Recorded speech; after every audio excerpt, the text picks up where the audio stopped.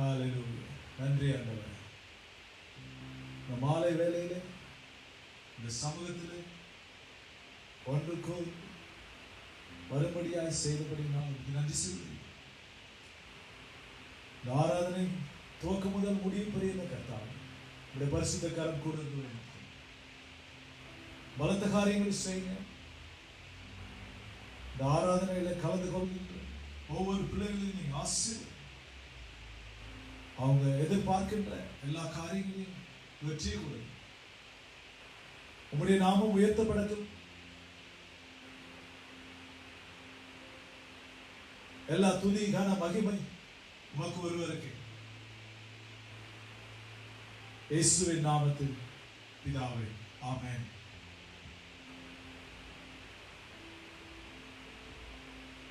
இந்த மாலை வேளையிலே உங்களை சந்திப்பதில் மிகவும் மகிழ்ச்சி அடைகிறேன்.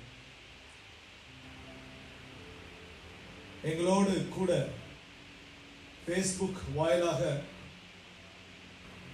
இந்த மாலை ஆராதனையில் கலந்து கொள்ளும்படியாய் உங்களை அன்போடு நாங்கள் அழைக்கின்றோம். இன்றைக்கு தெரிந்து கொள்ளப்பட்ட வேத பகுதியிலிருந்து ஒரு சில வசனங்களை உங்களோடு பகிர்ந்து கொள்ள நான் ஆசைப்படுகிறேன். கர்த்தர் என்னுடைய உள்ளத்திலே போட்டதை நான் உங்களோடு பகிர்ந்து கொள்ள போகிறேன். லூக்கா 1ஆம் அதிகாரம் 62 முதல் 80 வசனங்களிலே சில காரியங்களை குறித்து நாம் இன்றைக்கு தியானிக்க போகிறோம். இந்த இடத்துல சகரியாவும் எலிசபெத்தும் ஊழியக்காரர்களாக இருந்தார்கள். அவர்கள் வெகு நாட்களாக அவர்களுக்கு பிள்ளைகள் இல்லை. கர்த்தர் அவரோடு பேசினார் தேவதூதன் மூலமாய். சகரியா அதை நம்பாதபடினாலே அவனுடைய பேச்சு 10 மாதங்கள் நிற்கப்பட்டது. குழந்தை பிறந்தவுடன் குழந்தைக்கு பெயர் வைக்கும்படியாய் எல்லோரும் கேட்ட பொழுது சகரியா ஒரு பலகையிலே பெயரை எழுதுகிறார். யோவான் என்று எழுதுகிறார். எல்லோரும் ஆச்சரியப்பட்டார்கள். 63ஆம் வசனத்திலே பார்க்கலாம். லூக்கா 1ஆம் அதிகாரம் 63ஆம் வசனத்திலே உடனடியாக அவன் பெயரை எழுதின உடனே ஏன் அவர்கள் ஆச்சரியப்பட்டார்கள்? அதே பெயரை தான் எலிசபெத்தும் சொல்கின்றார். ஆகவே சகரியாவும் சொல்லும் போது ஜனங்கள் எல்லோரும் ஆச்சரியப்பட்டார்கள். உடனடியாக 64ஆம் வசனத்தில் நாம் பார்ப்போம். உடனே அவனுடைய வாய் திறக்கப்பட்டு அவனுடைய நாவு கட்டவிழ்க்கப்பட்டு தேவனை ஸ்தோத்திரத்தை துதித்து பேசினான் என்று வேதம் சொல்லுகிறது. அப்பொழுது அங்கே சுற்றி இருந்தவர்கள் யாவருக்கும் தேவ பயம் உண்டாயிற்று, ஒரு மகிழ்ச்சியும் உண்டாயிற்று, தேவ பயமும் உண்டாயிற்று என்று இந்த வசனங்களிலே பார்க்கிறோம். அது மாத்திரமல்லாமல் அவர்களுக்குள்ளே ஒரு கேள்வி எழுந்தது. இவைகள் எல்லாம் கேள்விப்பட்ட போது 66ஆம் வசனத்திலே அவர்கள் கேள்விப்பட்டவர்கள் எல்லோரும் தங்கள் மனதிலே இவைகளை வைத்துக்கொண்டு இந்த பிள்ளை எப்படிப்பட்டதா இருக்குமோ என்று என்றார்கள். கர்த்தருடைய கரம் அந்த பிள்ளையோடு இருந்தது என்று ஜனங்கள் அறிந்து கொண்டார்கள். இப்படி இந்த பிள்ளை எப்படிப்பட்டதோ கர்த்தருடைய கரம் இந்த பிள்ளை மேல் இருப்பதை அவர்கள் அறிந்து கொண்டார்கள். இப்படி கேள்வி எழுந்த உடனே சகரியா அதற்கான பதிலை தரும்படியாய் 67ஆம் வசனத்தில் பார்ப்போம். அவனுடைய தகப்பனாகிய சகரியா பரிசுத்த ஆவினாலே நிரப்பப்பட்டு தீர்க்க தரிசனமாக பேசின வார்த்தைகள். இந்த புதிய ஏற்பாட்டிலே 2000 ஆண்டுகளுக்கு முன்பதாக சகரியா ஒரு ஊழியக்காரனாக இருந்து கொண்டு அநேக நாட்கள் பிள்ளைகள் இல்லாததினாலே அவர்கள் பிள்ளைக்காக ஜெபம் பண்ணி கர்த்தர் அதை அவர்களுடைய வயது போன நாட்களிலே அவர்களுக்கு அற்புதத்தை செய்தார். அப்படி கர்த்தர் நோக்கி கூப்பிடுகிறவர்களுக்கு கர்த்தர் இன்றைக்கும் அற்புதம் செய்ய வல்லவராயிருக்கிறார். இந்த பிள்ளை எப்படிப்பட்டதா என்று கேள்வி எழும்பும் பொழுது 67ஆம் வசனத்திலே சகரியா பரிசுத்த ஆவினாலே நிரப்பப்பட்டார் என்பதை திட்ட தெளிவாக காண முடியும். பரிசுத்த ஆவினாலே நிரப்பப்பட்டது மாத்திரமல்லாமல் தீர்க்க தரிசனமாக இங்க சில வார்த்தைகளை திட்டம் தெளிவாக பேசுகிறார். அந்த ஜனங்களுக்கு புரியும்படியாய் இந்த பிள்ளை என்ன செய்ய போகிறது, கர்த்தருடைய சித்தம் என்ன, கர்த்தர் என்ன செய்ய போகிறார், கர்த்தருடைய குணாதிசயம் என்ன என்பதை தீர்க்க தரிசனமான சில வார்த்தைகளை அந்த ஜனங்களுக்கு தெரியும்படியாய் சகரியா பேசுகிறார். அப்ப சகரியா பேசும்போது பரிசுத்த ஆவினாலே நிரப்பப்படுகிறார். யோவான்ல அதிகாரத்துல பார்க்கலாம். அதே போல அப்போஸ்தலர்ல பார்ப்போம். பரிசுத்த ஆவியானவர் வெளியரங்கமாக ஊற்றப்படுகிறார்.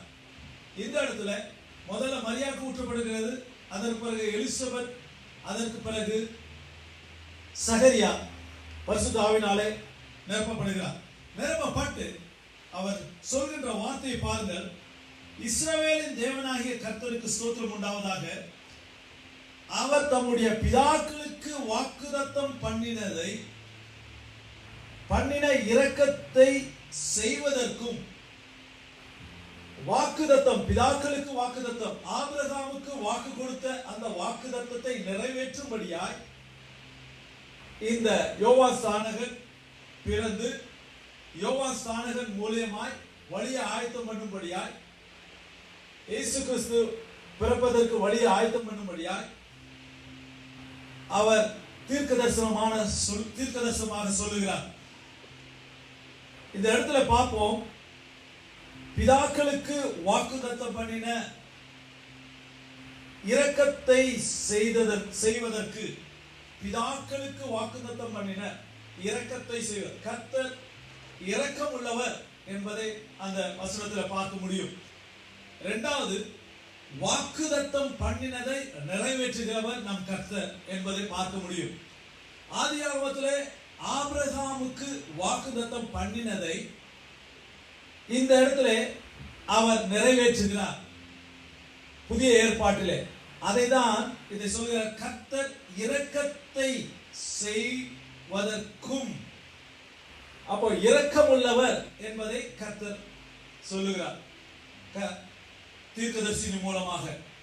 அதற்கு பின்பு அவர் என்ன சொல்கிறார், இது ஒரு பரிசுத்த உடன்படிக்கையை நினைத்தருளினார் என்று. அப்போ இயேசு கிறிஸ்து உலகத்திலே பிறப்பதற்கு முன்பதாகவே இந்த வாக்குத்தத்தம் எல்லாம் சொல்லப்பட்டதை, இந்த தீர்க்க தரிசனம் எல்லாம் உரைக்கப்பட்டதை, அது ஒரு பரிசுத்த உடன்படிக்கை என்பதை நினைத்துக் கொள்ளுங்கள். முதல்ல கர்த்தருக்கு ஸ்தோத்திரத்தை சொல்லினார், அடுத்ததாக அவர் இரக்கம் உள்ளதை சொல்லினார், அதற்கு அடுத்ததாக அவர் சொன்ன வார்த்தை, அதாவது கவர்னன்ட் பண்ணினதை, உடன்படிக்கை பண்ணினதை நினைத்தருளி அதை நிறைவேற்றும்படியாய் யோவான் ஸ்நானகனும் அதற்கு பிறகு இயேசு கிறிஸ்துவும் பிறப்பார் என்பதை இவர் சொல்லுகிறார். அது 71ஆம் வசனத்தில் பார்க்கிறோம். என்ன எதற்காக இயேசு பிறந்தார் என்பதை கூறிய காரியத்தை அந்த இடத்துல பார்ப்போம். உங்கள் சத்துருக்களின் கைகளில் நின்று நீங்கள் விடுதலையாக்கப்பட்டு உயிரோடு இருக்கும் நாளெல்லாம் பயம் இல்லாமல் எனக்கு முன்பதாக பரிசுத்தத்தோடும் நீதியோடும் எனக்கு ஊழியம் செய்யும் கட்டளை இடுவேன் என்று. அப்போ கர்த்தர் நம்மை சத்துருக்களுக்கு கைக்கு நீங்களாக்கும்படியாய், சத்துருக்களின் கைகளுக்கு நீங்களாக்கும்படியாய் விடுதலையாக்கப்பட்டு உயிரோடு இருக்கிற நாளெல்லாம் பயம் இல்லாமல், வசனத்தை நல்லா கூர்ந்து பார்க்கும்படியாய் உங்களை வேண்டிக் கொள்கிறேன். உங்கள் சத்துருக்களின் கைகளில் நின்று, எந்த விதமான சத்துருவின் கையில நீங்க அகப்பட்டிருக்கீங்கன்னு எனக்கு தெரியாது. அநேக காரியங்களை சொல்லலாம். ஒரு வாழ்க்கை இருந்தா, ஒரு குடும்பம் இருந்தா, இல்ல ஒரு மனுஷனா இந்த உலகத்துல பிறந்தா பிரச்சனைகள் இருக்கதா செய்யும். பிரச்சனை இல்லைன்னா மனுஷன் கிடையாது. பிரச்சனை இருக்கதா செய்யும். அப்ப அந்த பிரச்சனை மத்தியிலிருந்து விடுதலையாக்கும்படியா கர்த்தர் கடந்து வருகிறார். அதுதான் சொல்ற, உங்கள் சத்துருக்களின் கையில் நின்று நீங்கள், உங்கள் சத்துருக்களின் கையில் நின்று உங்களை விடுதலையாக்கும் பொருட்டு உயிரோடு இருக்க வைக்கிறார். முதல்ல உங்களுடைய சத்ருவின் கையிலிருந்து விடுதலையாக்குவார். என்ன சத்ரு? ஒருவேளை உங்களுடைய பிரச்சனைகள் ஒரு சத்ருவை போல தோணலாம், உங்களுடைய கடன் பாரங்கள் சத்ருவை போல தோணலாம், இல்லது இப்ப போய்கொண்டு இருக்கிற பிரச்சனை உங்களுக்கு எல்லாருக்கும் தெரியும். இந்த பயத்தின் பிரச்சனை இதிலிருந்து எல்லாருக்கும் நீங்களாக்கும்படியாகும். இல்ல உங்களுடைய குடும்பத்துல சூழ்நிலைகள் இருக்கலாம், ரிலேஷன்ஷிப்ல சூழ்நிலைகள், ரிலேஷன்ஷிப்ல பிரச்சனைகள் இருக்கலாம், இல்ல பிள்ளைகளுடைய வாழ்க்கையில பிரச்சனைகள் இருக்கலாம், ஒருவேளை வியாதியா இருக்கலாம், ஒருவேளை கடன் பாரத்துல இருக்கலாம், ஒருவேளை பிசினஸ்ல பிரச்சனைகள் இருக்கலாம். இப்படி அநேக பிரச்சனைகளை சொல்லலாம். இது எல்லாமே நாம சத்ருன்னு வச்சுக்கிறோம். உங்கள் சத்ருவின் கையிலிருந்து விடுதலையாக்கும்படியாய், உங்களை சத்ருவின் கையிலிருந்து விடுதலையாக்கும்படியாகவும், உங்களை உயிரோடு இருக்கிற நாளெல்லாம் பயம் இல்லாமல் இருக்கும்படியா. இந்த மனுஷன் ஒவ்வொருத்தருக்கும் ஆண்டவர் 70 வருஷம், 70 தாண்டினா 80 வரைக்கும் பலத்தின் மிகுதினால, ஒவ்வொரு வருஷமும் பலத்தின் மிகுதினால, 70 இருந்து 80 வரைக்கும் பலத்தின் மிகுதினால, 80க்கு மேல அது இருக்கிற உங்களுடைய சூழ்நிலைகளுக்கு உங்களுடைய பலம் எல்லாம் கர்த்தருடைய கிருபை. அப்போ இந்த இடத்துல பார்க்கிறோம், நீங்க உயிரோடு இருக்கிற நாளெல்லாம் பயம் இல்லாமல் இருக்கணும். பயம் இல்லாமல் இருக்கணும். பயந்தாவே போச்சு. முதல்ல ஆண்டவர் வந்ததுக்கு காரணம் உங்களை எல்லாம் மீட்டுக் கொள்ளும்படியா, சத்ருவின் கையிலிருந்து மீட்கும்படியா. இரண்டாவது, பயம் இல்லாமல் ஆண்டவரை துதிக்கும்படியா, விடுதலையோடு ஆராதிக்கும்படியா. பயம் இல்லாமல் உயிரோடு இருக்கும் காலம் வரையும் கர்த்தருக்கு முன்பதாக பரிசுத்தத்தோடு. அடுத்தது பரிசுத்தம். முதல்ல உங்களை சத்ருவிலிருந்து விடுதலை ஆக்குறது, பாவ கட்டிலிருந்து விடுதலை ஆக்குறது, சாபத்திலிருந்து விடுதலை ஆக்குறது, எல்லா விதமான பிரச்சனையிலிருந்து விடுதலை ஆக்குறது. அதுக்கு அடுத்தது உயிரோடு இருக்கிற காலம் எல்லாம் பயம் இல்லாமல் இருக்கிறது.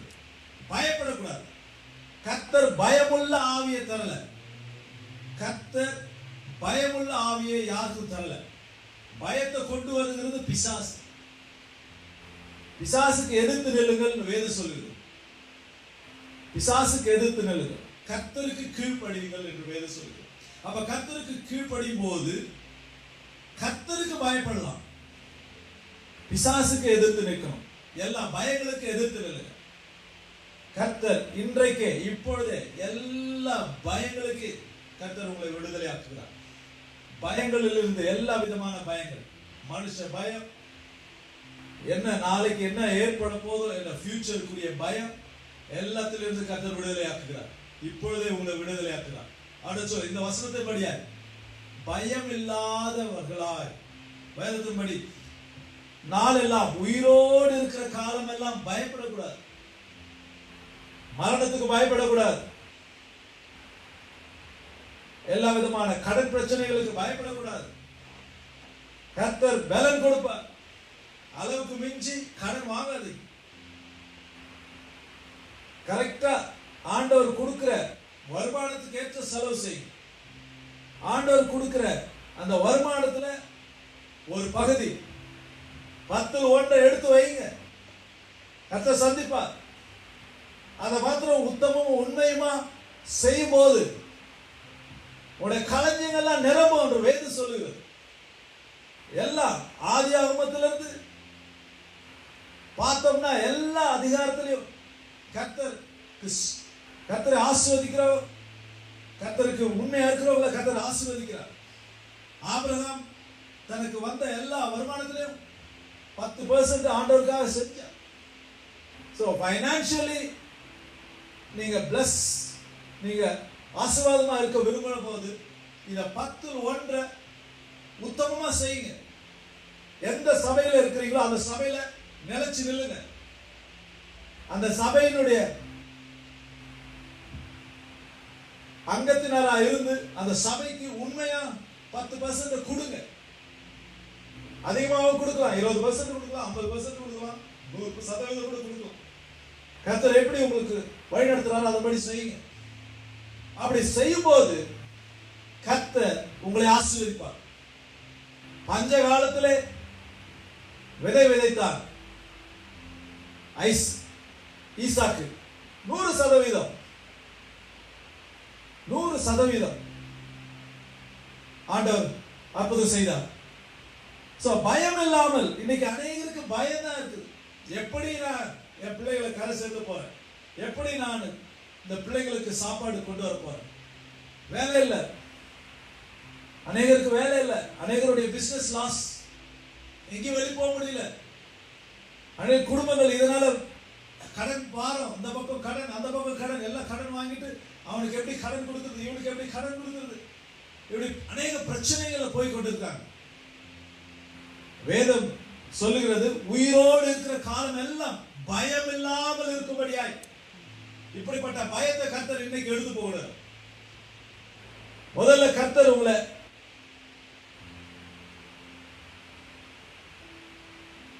உங்களுடைய சத்துருக்களிலிருந்து விடுதலை ஆக்குறார். இரண்டாவது, நீங்க உயிரோடு இருக்கிற காலம் எல்லாம் பயத்தை எடுத்து போடுகிறார். பயம் இல்லாமல் கர்த்தருடைய சமூகத்தில் வரணும். பாவம் செய்த குற்ற உணர்வு இருக்கக்கூடாது. ஆண்டவர்கிட்ட அறிக்கை செய்து விட்டு விடுங்க. ஆண்டவரே, பாவங்களை பண்ணீங்க, தெரிந்து தெரியாத காரியங்கள் எல்லாம் ஆண்டவரே உடைய பாதத்தில் நான் ஊற்றுகிறேன், என் பாவங்களை மன்னிங்க. வேதத்தின் பிரகாரமாய் கேளுங்க. ஆண்டவர் மன்னிக்க வல்லவராய் இருக்கிறார். ஆண்டவர் அப்பொழுதே எப்போ நீங்க கேட்கிறீங்களோ அதே நேரத்தில் உடைய பாவங்கள் மன்னிக்கப்படும். மன்னிக்கப்பட்டது என்று விசுவாசிங்க. அதுக்காக தான் இயேசு கிறிஸ்து இந்த உலகத்துக்கு வந்தார். அவர் இரக்கமுள்ளவராய் இருக்கிறார். வேதத்தில் இரக்கத்தை செய்வதற்காக வந்தார் இந்த பூமிக்கு. அதற்கு பிறகு என்ன, பரிசுத்தத்தோடு நீதியோடும் எனக்கு ஊழியம் செய்யும் கட்டளையிடுவேன் என்று, பரிசுத்தோடும் நீதியோடும் ஊழியம் செய்யும்படியா கர்த்தர் எதிர்பார்க்கின்றார். அப்போ நம்பர் 1 சத்துருக்களின் கையிலிருந்து, நம்பர் 2 உங்களை உயிரோடு இருக்க காலம் எல்லாம் பயம் இல்லாமல் இருக்கும்படியா, 3 பரிசுத்தத்தோடு அவருக்கு ஊழியம் செய்யும்படியா, பரிசுத்தத்தோடும் நீதியோடும் அவருக்கு ஊழியம் செய்யும்படியா. அதற்காக தான் இயேசு கிறிஸ்து உலகத்திற்கு வந்தார். இதை எடுத்து சொல்லும்படியா யோவான் முதல்ல வந்தார். அருமையான தேவ ஜனங்களே, இதை மறுபடியுமாய் இதை 73ஆம் வசனத்திலே பார்க்கிறோம். ஆதி முதற்கொண்டு தம்முடைய பரிசுத்த தீர்க்கதரிசிகளின் வாக்கு தாம் சொன்னபடியே செய்கிறவர். எத்தனையோ ஆண்டுகளுக்கு முன்பதாக தீர்க்கதரிசியின் மூலமாய் உரைத்ததை சொன்னதை செய்கிற தேவன். சொன்னதை செய்கிற தேவன்.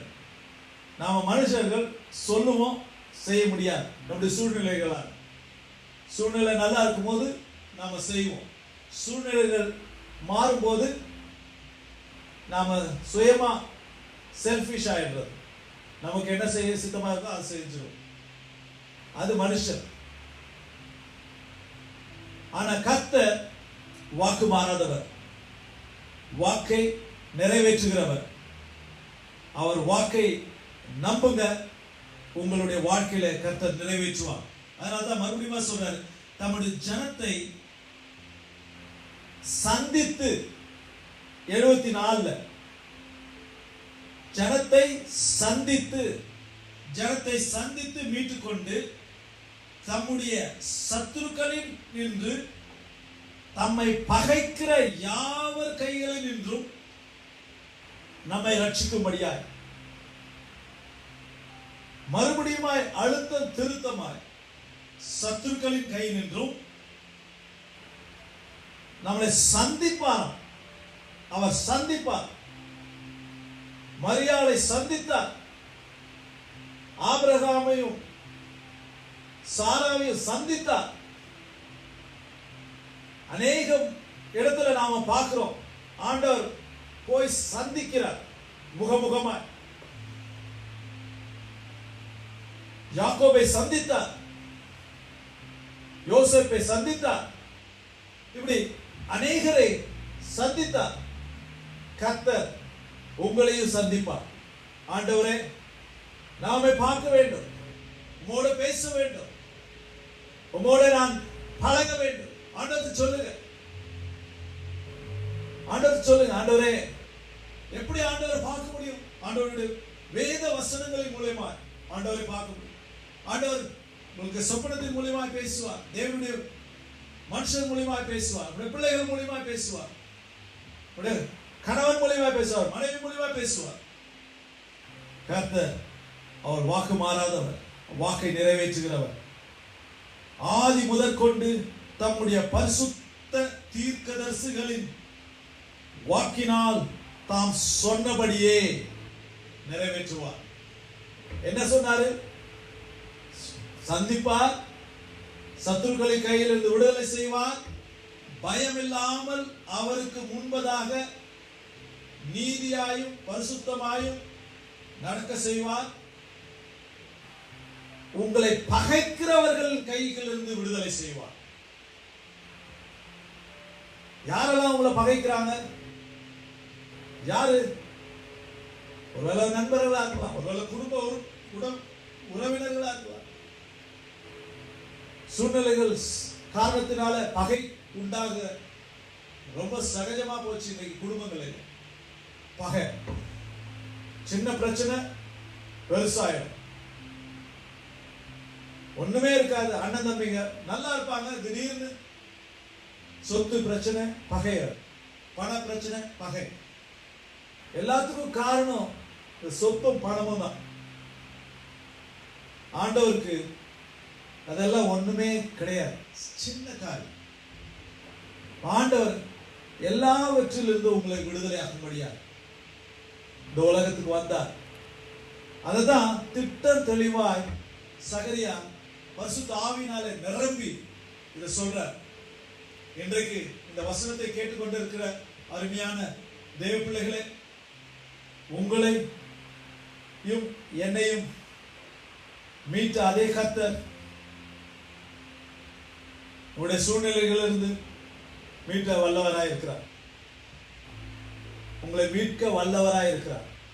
நம்புங்க, அவர் வாக்குத்தத்தம் பண்ணினதை நிறைவேற்றுகிறார். இந்த இடத்துல பார்க்கிறோம், தீர்க்க தரிசனங்கள் உரைத்ததை ஆபிரகாமுக்கு சொன்னதை அதை பரிசுத்த உடன்படிக்கை என்று வேதம் சொல்லுகிறது.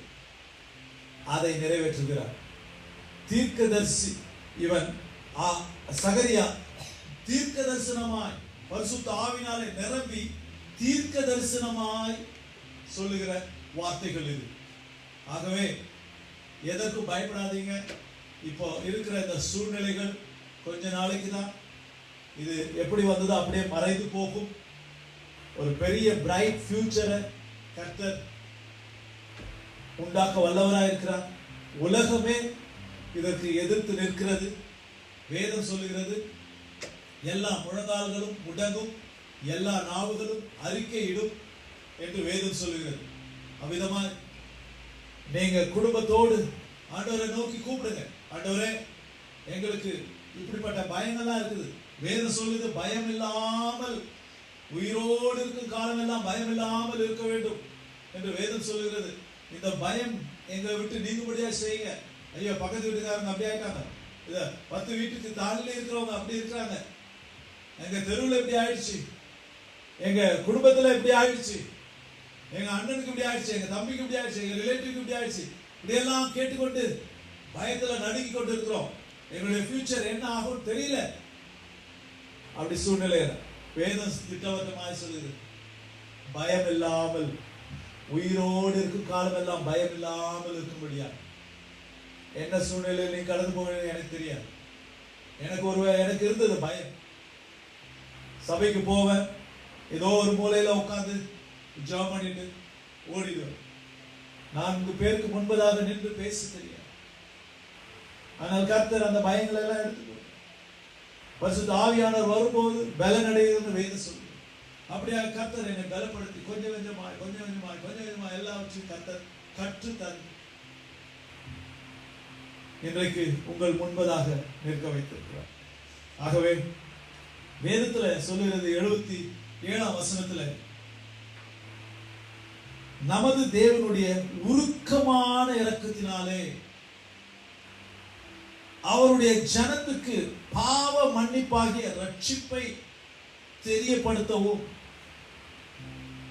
பாருங்க, கர்த்தருடைய குணத்தை இந்த இடத்துல தீர்க்க தரிசனமாய் சகரியா தீர்க்கதரிசி சொல்லுகிறார்.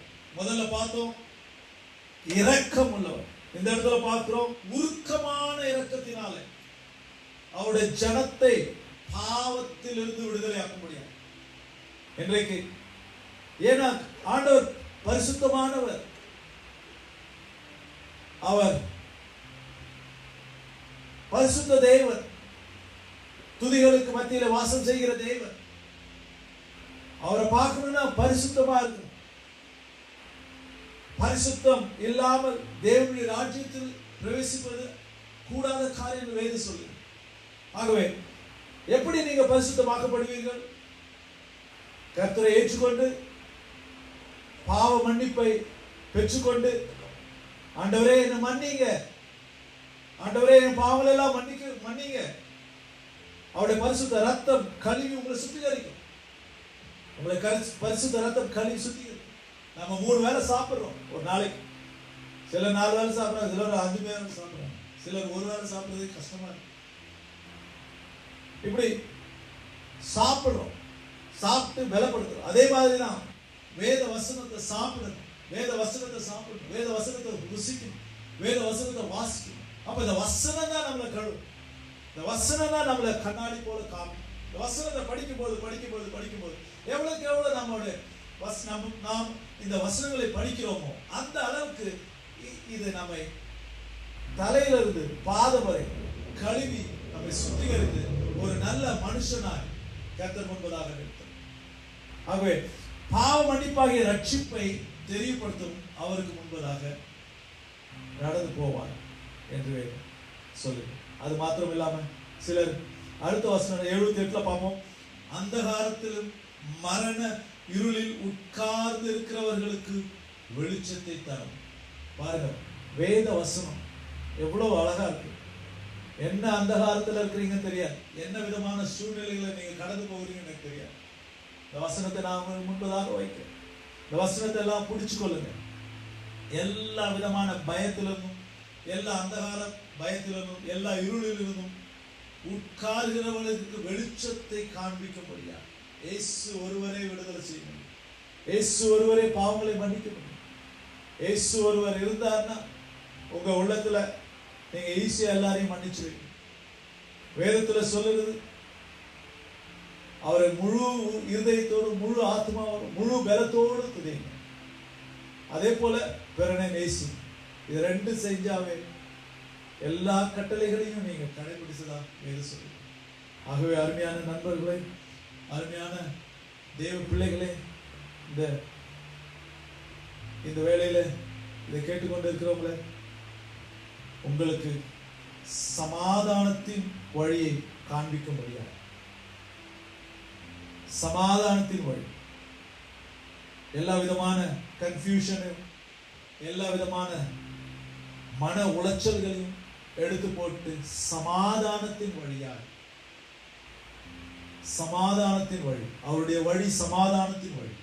வேதம் திட்டவட்டமாய் சொல்லுகிறது, நம்முடைய கால்களை சமாதானத்தின் வழியிலே நடத்தவும்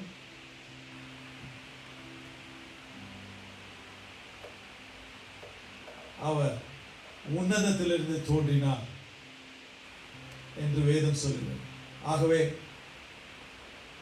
ஆண்டவர் இரக்கமுள்ளவர், ஆண்டவர் ரட்சிக்கிறார், ஆண்டவர் பகைஞ்சன் கையிலிருந்து உங்களை மீட்கிறார். உயிரோடு இருக்கும் காலம் முழுவதும் பயம் இல்லாதவர்களாக இருக்கும்படியாகவும்,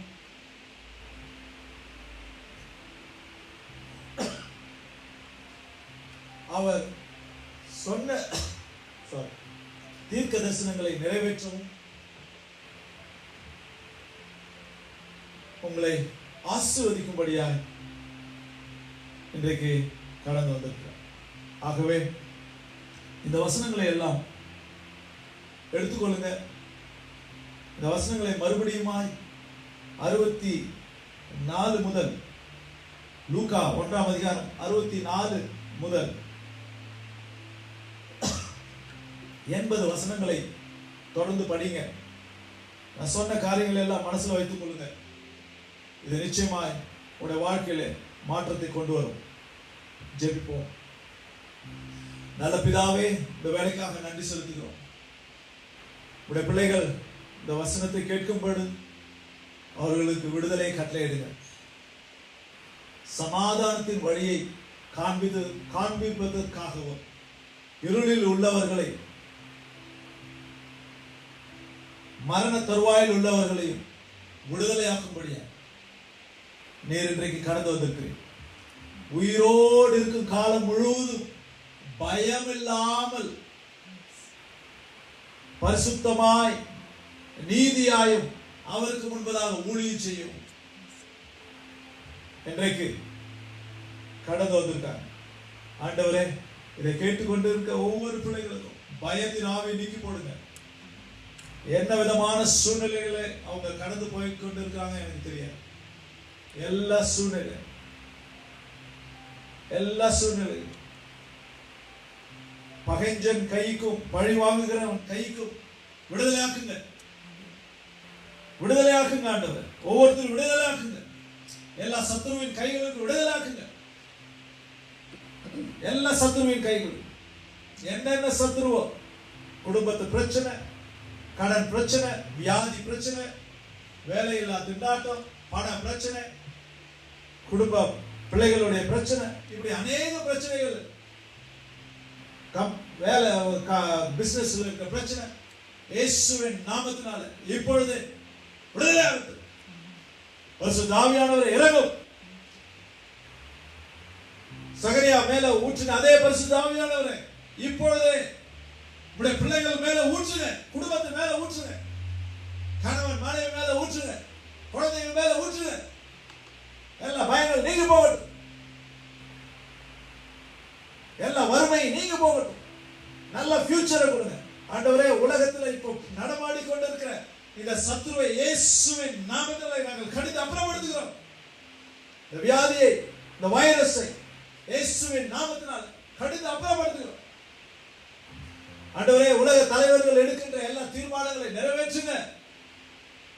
செழிப்பை கட்டளையிடுங்க. மறுபடியும் 1000 மடங்கு செழித்து இருக்கட்டும் எங்களுடைய பிள்ளைகள். ஹalleluya. எல்லாம் எவ்வளவு நஷ்டப்பட்டாங்களோ எல்லா நஷ்டத்துக்கு பதிலாய் ஆண்டவரே செழிப்பை கட்டளையிடுங்க. வர வர விருத்தி அடைந்தான் என்று வேதம் சொல்லுகிறது. அப்படியே ஜனங்கள் விருத்தி அடையட்டும். ஆபிரகாமை நீர் ஆசீர்வதித்து மணலை போலவும் நட்சத்திரங்களை போலவும் நீர் ஆசீர்வதித்து பெருக பண்ணினீர். ஆபிரகாமுக்கு சொன்ன கட்டளையை இந்த வசனத்தின் மூலமா நீர் நிறைவேற்றினீர். அப்படியே உடைய பிள்ளைகள் விசுவாசிக்கிறவர்களை ஆசீர்வதிங்க. அப்படியே நிறைவேற்றுங்க. அவர்களுடைய கண்ணீர்கள், பிரச்சனைகள், பயங்கள் நீங்கி போகட்டும். இன்றைக்கு உடைய அபிஷேகம் எல்லா நுகங்களை உடைக்கட்டும். உடைய அபிஷேகம் எல்லா நுகங்களை உடைக்கட்டும், உடைத்து போகட்டும். பாவ கட்டிலிருந்து விடுதலை கொடுங்க. வியாதியிலிருந்து விடுதலை கொடுங்க. வேதனையிலிருந்து விடுதலை கொடுங்க. சமாதானத்தின் வழியிலே நடத்தி செல்லும். சமாதானமாய் காணப்படும். குடும்பத்திலே சமாதானத்தை கடலை. கணவன் மனைவி கடையிலே சமாதானத்தை கட்டளை. பிள்ளைகளுக்கும் பெற்றோர்களுக்கும் உள்ளே சமாதானத்தை கட்டளை. குடும்பங்களுக்கு இடையிலே சமாதானத்தை கட்டளை. பாவங்கள் மன்னிக்கப்படட்டும். ஒருவரை ஒருவர் மன்னிக்கட்டும். ஹalleluya. ஆசீர்வதி. பெரிய காரியங்களை செய்யும். இயேசுவின் நாமத்தில் பிதாவே, ஆமென். பிதா, குமாரன், பரிசுத்த ஆவியின் நாமத்தினால உங்களை யாவரையும் நான் ஆசீர்வதிக்கிறேன். மறுபடியும் இந்த தமிழ் நிகழ்ச்சியிலே அடுத்த வாரம் சந்திக்கும் வரை உங்களை விடைபெறுகிறேன். கர்த்தர் நல்லவர். ஆமென்.